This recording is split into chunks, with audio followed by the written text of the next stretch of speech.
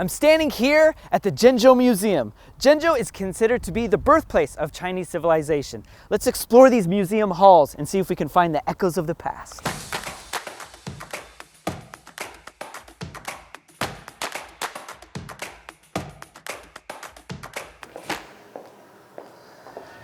The earliest capital. So Zhengzhou was the ancient capital of China even before Beijing, Luoyang, Xi'an? Absolutely. In the hierarchy of China's histories, Beijing will be considered as the newcomers, while Luoyang and Xi'an boasted their histories as capitals of numerous dynasties. So Zhengzhou was hosting royals before they are. Oh, so Zhengzhou was like this older brother. Bingo! Here we can see the Yugong map of the 9 ancient prefectures, showing the territory of the Xia dynasty. You know, Xia dynasty is the first dynasty in Chinese history. Legend says that Yu, the first empire of the Xia dynasty, cast the Nandi, while tripled Kaozhong to represent the 9 prefectures. According to research document, both Yu and Qi established their capitals within what is now present-day Zhengzhou.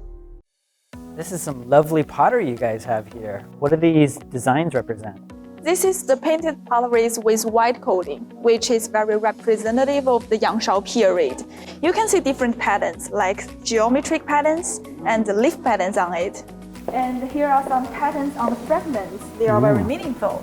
What do they look like to you? Well, that one looks like an eyeball with some really long eyelashes. You have a great imagination, but unfortunately you are wrong. Oh. This one on the right corner, it shows a corona. Okay. And this one on the bottom shows a comet. And this one on the upper right corner shows a moon in different phases. Oh, so the Chinese were studying astronomy 5,000 years ago? Yeah. Now what's this right here? It kind of looks like a phone case, like there's some holes for cameras. You know, at that time, Zhengzhou was already home to the largest iPhone factory. Really? Of course not. It's an axe. It's a stone axe. Oh, it doesn't really look like an axe I've seen before though. Yeah, you know, with the 2 holes, the hand can be held in place, but the wooden head cannot be preserved.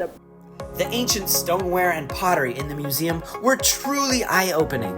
I never realized that the ancient Chinese possessed such ingenuity and a sense of romance.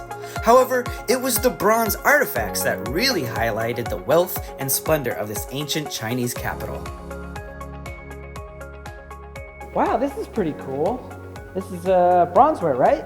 Yeah, you really have a good taste. This is one of the greatest treasures of Zhengzhou Museum. Really? And it's a cooking vessel, right? Yeah. To be precise, it is a ding. A ding? Yeah, naturally, ding was originally used as cooking vessels. In Shang Dynasty, it has become the symbol of royalties and rituals. So, it is also a very important evidence that Zhengzhou is the capital of early Shang Dynasty over 3,000 years ago. Okay, I think I get it. So it was reserved for the emperor's use only. Yeah, and upon the closer inspections, you can see this thing is decorated with beast face patterns. It is also known as Tao Tie. Tao Tie. Tao Tie is a mythological creature with only a head. You can see these bulging eyes and the nose in the middle, a symbolizing of emperor's divine power. Wow, it's kind of scary. Right. Hey, I recognize these. These are bells for chiming, right? You're right this time. This is called bianzhong in Chinese. Oh, and these bianzhong, were they also from the Shang dynasty? Nope, they are from the spring and autumn period, later than the Shang dynasty. And the bianzhong is very important instrument. Can you guess what's the difference between the 2 sides of the bells? Those are big and those are small. Obviously, it's bigger, and originally they were one side. And this one is called the bo bells. It's bigger, so it can play deeper and lower sound. And this one here, they are miu bells. Smaller, but can play clear and sharper. Yeah. I wish I could play them so I could hear how they sound, you know? We have the bells very much like this one, so we can try it later. Do you hear that? The echoes of the past.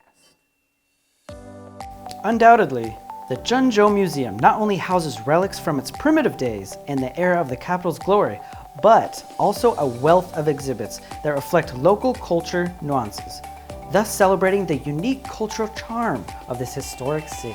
The stone carvings of Bodhisattva from the Tang Dynasty, exquisitely crafted to precision, feature dynamic and graceful body curves. You can see she's wearing beautiful clothes and with the flexible body postures, so we also call it the Venus of the East.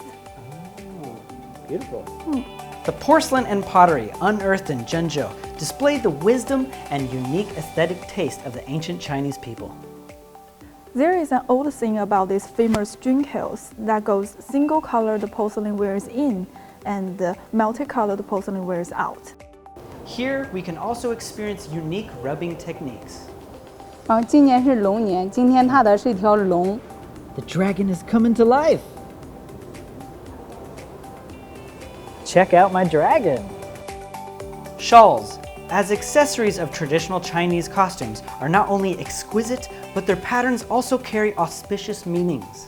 You can see there is a cat and there is a butterfly. You put them together, we'll get a pronunciation similar to 帽碟 in Chinese, which refers to the elderly people and symbolizing the longevity. If you want to understand the origins of Chinese culture, you should come to this museum. And remember, the objects here, they're not lifeless. They are chapters in the grand story of China.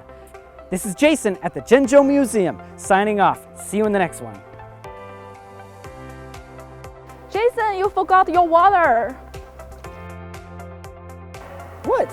Isn't this the hanfu you want me to wear? This is female's dress. Well, I didn't know. That's what was in the dressing room.